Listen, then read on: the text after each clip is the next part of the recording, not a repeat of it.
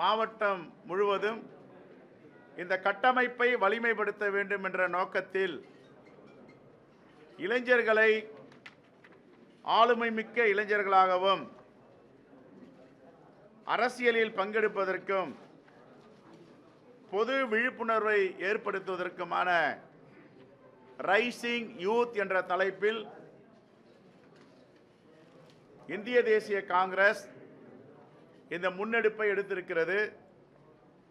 எங்களுடைய தமிழ்நாட்டின் இளைஞரணி தலைவர் திரு லெனின் பிரசாத் அவர்கள், அவர் கூட இருக்கின்ற தோழர்கள் அனைவரும் இதை முன்னெடுத்திருக்கிறார்கள்.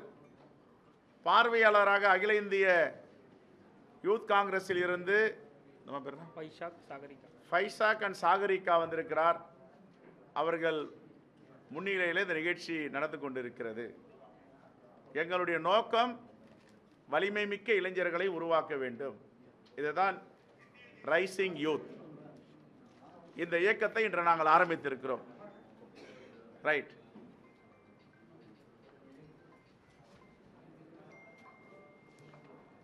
இன்னைக்கு பார்த்திருப்பீங்க,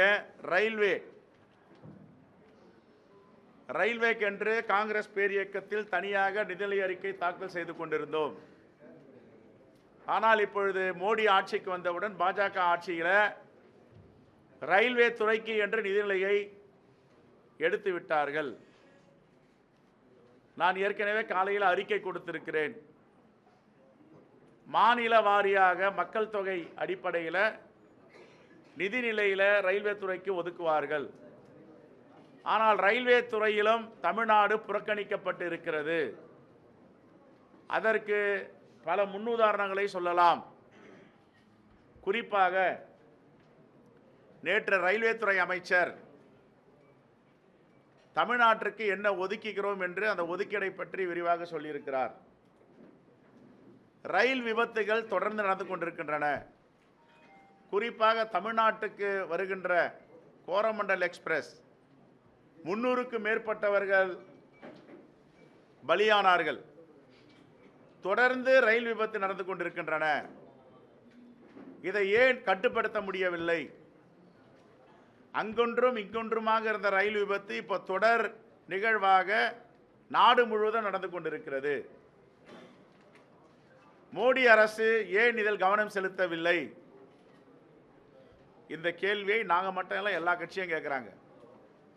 ஆனால் ஒதுக்கீடு, நிதி ஒதுக்கீடு மாநில வாரியாக நான் அறிக்கை கொடுத்திருக்கிறேன். அதில் பாருங்க, தமிழ்நாடு எத்தனையாவது இடத்தில் தள்ளப்பட்டு இருக்கிறது.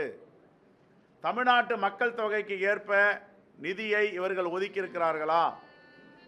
ஏன் இதிலும் ஓரவஞ்சனை செய்கிறார் மோடி அவர்கள்? தமிழ்நாட்டை புறந்தள்ளுகிறார். தமிழ்நாட்டுக்கு எதிரான நடவடிக்கையில் இறங்கியிருக்கிறார்கள்.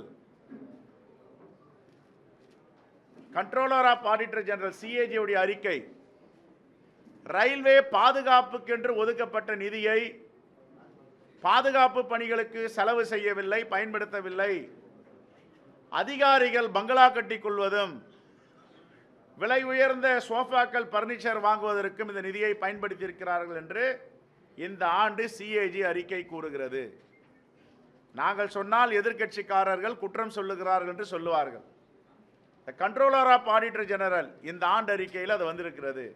அது உண்மையா இல்லையா என்பதை பாஜகவை சார்ந்த நண்பர்களும் மோடி அரசில் உள்ள அமைச்சர் பெருமக்களும் இதற்கு பதிலளிக்க வேண்டும்.